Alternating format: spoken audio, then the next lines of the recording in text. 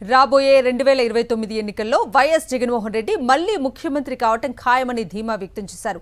గత వైఎస్ఆర్సీపీ ప్రభుత్వ హయాంలో అమలు చేసిన సంక్షేమ అభివృద్ధి కార్యక్రమాలను బుక్లెట్ రూపంలో ప్రజలకు వివరించనున్నట్లుగా తెలిపారు. స్పెషల్ ఇంటెన్సివ్ రివిజన్ కార్యక్రమంలో నాయకులు, కార్యకర్తలు మరింత ఉత్సాహంగా పనిచేయాలని పిలుపునిచ్చారు. జగన్మోహన్ రెడ్డి పాలనలో అమ్మ ఒడి, ఇళ్ల స్థలాలు, పెన్షన్లు వంటి పథకాల లబ్ధి నేరుగా ప్రజలకు చేరేదని పేర్కొన్నారు.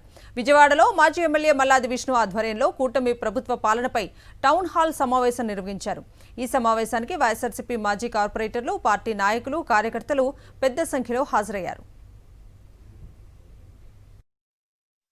పరిపాలనను మీరు గమనిస్తే సచివాలయాల దగ్గర నుంచి ఆయన ఏ నెలలో అమ్మఒడి ఇస్తానో, చేయూతనిస్తానో, ఆసరా ఇస్తామో, ఇళ్ల పట్టాలు ఇస్తామో చెప్పేవాడు.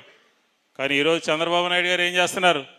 ఈ నెలలో చేపల కూర చూస్తాడు, వచ్చే నెలలో టీ తాగుతాడు, ఇంకో నెలలో తాటి కళ్ళు తాగుతారు, ఇంకో నెలలో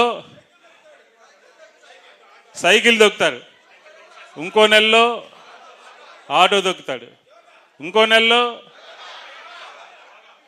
యోగా చేస్తాడు. అది ఆ ప్రభుత్వానికి మన ప్రభుత్వానికి ఉన్నటువంటి తేడా.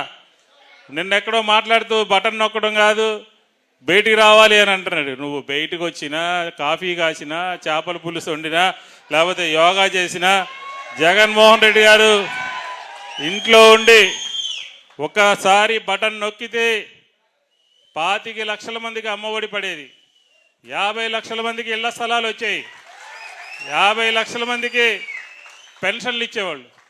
ఎప్పుడన్నా ఉందా?